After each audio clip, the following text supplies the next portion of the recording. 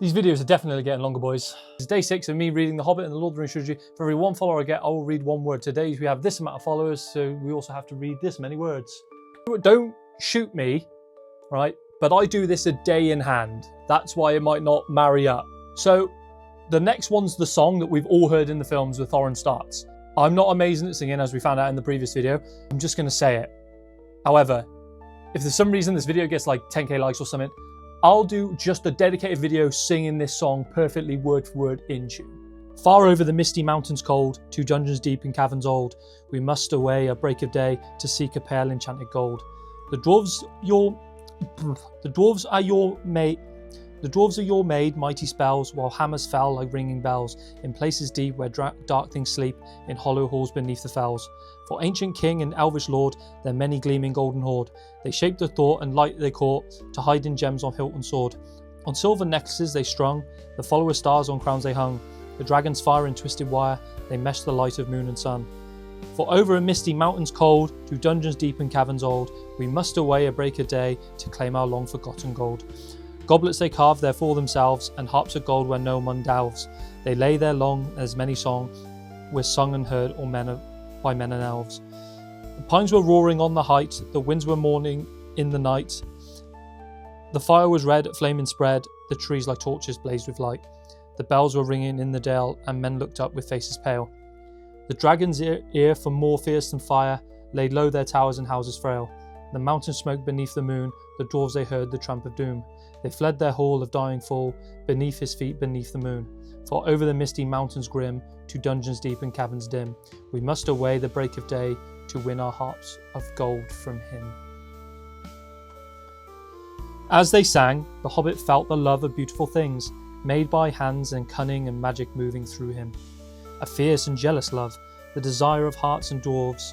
Then something tookish woke up inside him, and he wished to go and see the great mountains, and hear the pine trees and the waterfalls, and explore the caves and wear a sword instead of walking stick. He looked out of the window. The stars were out in the dark sky above the trees. He thought the jewels the dwarves are shining in the dark caverns. Suddenly, in the wood beyond the water, a flame leapt up, probably somebody lighting a wood fire, and he thought of plundering dragons settling on his quiet hill and kindling it to all flames. He shuddered, and very quickly he was playing Mr. Baggins of Bag End under hill again. He got up trembling.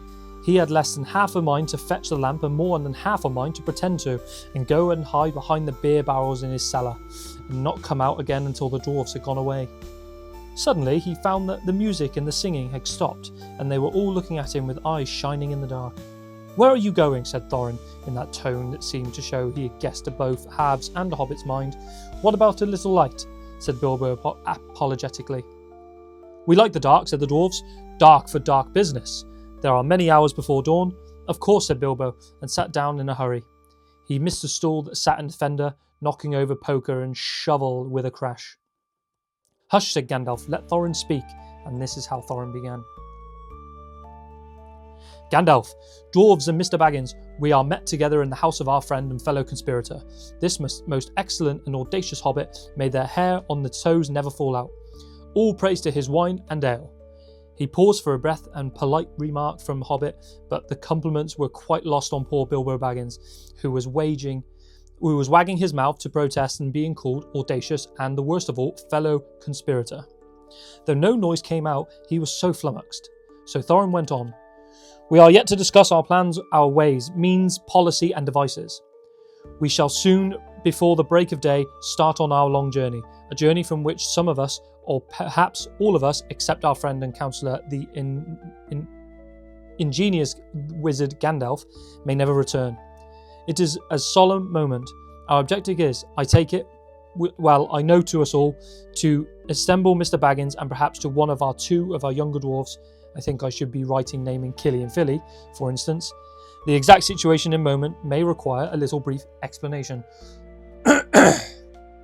God damn. This was Thorin's style.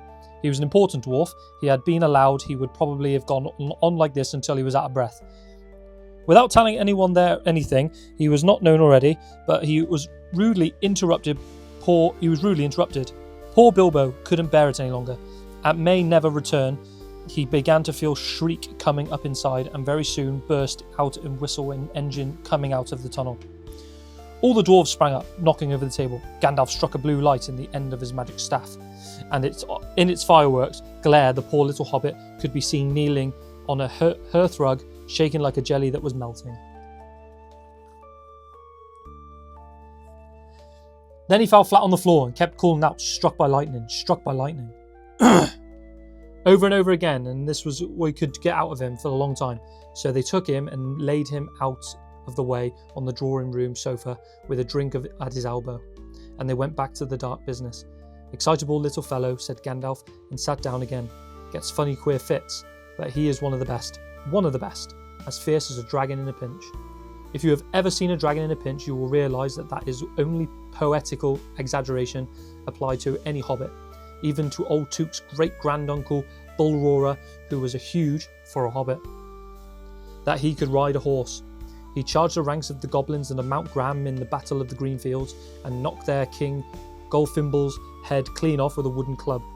It sailed 100 yards through the air and went down a rabbit hole, and in this way the battle was won and the game of golf invented at the same moment. In the meanwhile, however, Bullroarer's gentle descendant was reviving in the drawing room. After a while and drink he crept nervously to the door of the parlour. This was what he heard Gloin speaking. Or some snort, or more or less like that. "Will he do? What do you think? Is it all very well for Gandalf to talk about the hobbit being fierce, but one shriek like that in a moment of excitement would enough to wake the dragon and all of his relatives, and kill the lot of us? I think it sounded more like a fright than excitement, in fact. If it had not been for the sign on the door, I should have been sure we had come to the wrong house. As soon as I clapped eyes on the little fellow bobbing and puffing on the mat, I had my doubts. He looks more like a grocer than a burglar." Then Mr. Baggins turned and the handle he went in. The Took side had won. He suddenly felt he would go without bed and breakfast and to be thought fierce. As for little fellow bobbing on the mat, it almost made him really fierce. Many a time afterwards, the Baggin part regretted that and what he did now. He said to himself, "Bilbo, you were a fool. You walked right in and put your foot in it. Pardon me," he said. "If I had overheard the words that you were saying, I don't pretend to understand what you were talking about, or your reference to burglars, but I think I am right in believing that this is what he called being on his dignity. That you think I am in no good. I will show you. I have no signs for my door. It was painted a week ago, and I am quite sure you have come to the wrong house. As soon as I saw your funny faces on the doorstep, I had my doubts, but treated as if the right one. Tell me what you want done, and I will try it. If I have to walk from here to the east of the east and fight the wild wereworms in the last desert, I had a great-great-great-granduncle once Bullroarer took, and yes, but that was long ago," said Gloin. "I was talking about you, and I am sure that you were the mark on this door, your usual one in the trade, or used to be. Burglar wants a good job, plenty of excitement and reasonable reward. That's how it usually read. You can say expert treasure hunter instead of burglar if you like. Some of them do. It's all the same to us. Gandalf told us that there was a man in this sort of parts looking for a job at once, and that he had arranged for meeting here this Wednesday, tea time." "Of course there is a mark," said Gandalf. "I put it there myself, for very good reasons. You asked me to find the 14th man for your expedition, and I chose Mr. Baggins. Just let anyone say I chose the wrong man and the wrong house, and you can stop at 13 and have all the bad luck you like, or go back to digging coal." He scowled so angrily that Gloin, the dwarf, huddled back in his chair, and when Bilbo tried to open his mouth to ask a question, he turned and frowned at him, and stuck out his bushy eyebrows, till Bilbo shut his mouth tight with a snap. "That's right," said Mr. Gandalf. Let's have no more argument. I have chosen Mr. Baggins, and that ought to be enough for all of you.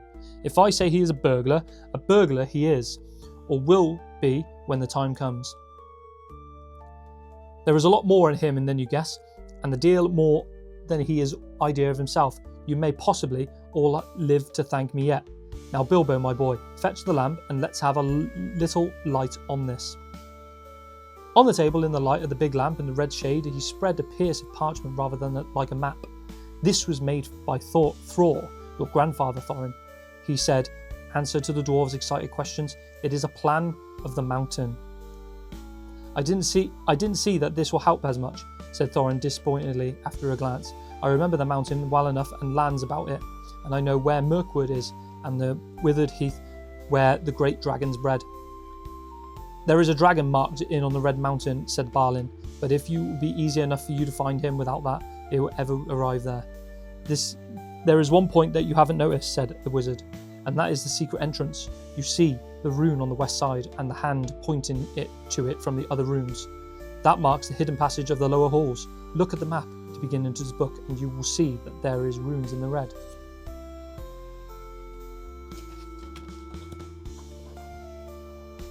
The runes in the red?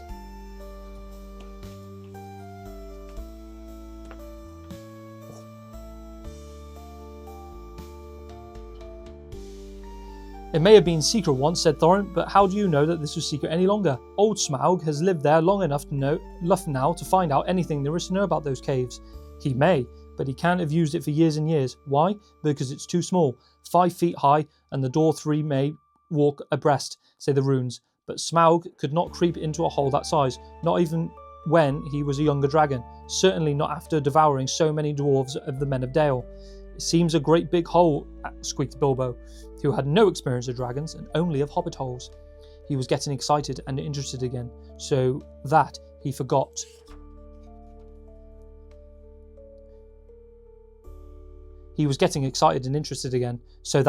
To keep his mouth shut. He loved maps, and in all it is there hung a large of county road. Just stop it. It seems a great big hole to me, squeaked Bilbo, who had no experience of dragons, only of hobbit holes.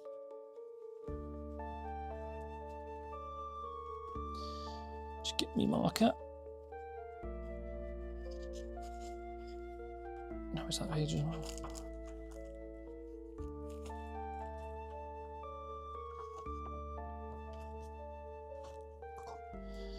Made a picture of this.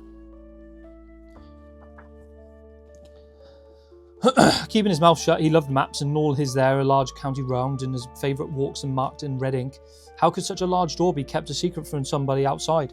Apart from the dragon, he asked. He was only a little hobbit, you must remember. In lots of ways, said Gandalf, but in that way he was one of the being hidden we didn't know without going to see him. From what it says on the map, I should guess that there is a closed door which has been made to look exactly like the side of a mountain. That is the usual dwarves' method. I think that is right, isn't it? Quite right, said Thorin. Also, went on Gandalf, I forgot to mention that this map went a key, a small and curious key. Here it is, he said, and handed Thorin a key with a long barrel and intricate wards made of silver. Keep it safe. Indeed I will, said Thorin, and he fastened it up once upon a fine chain that hung about his neck and under his jacket. Now things began to look more hopeful.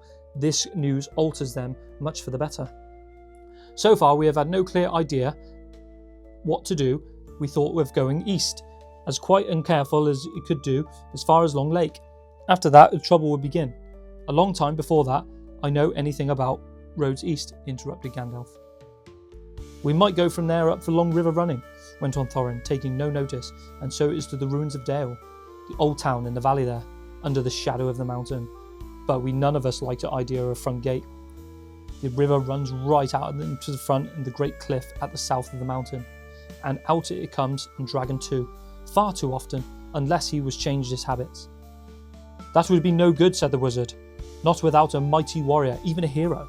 I tried to find one, but warriors are busy fighting one another in distant lands, and in this neighbourhood, heroes are scarce, or simply not to be found. And that is today's read.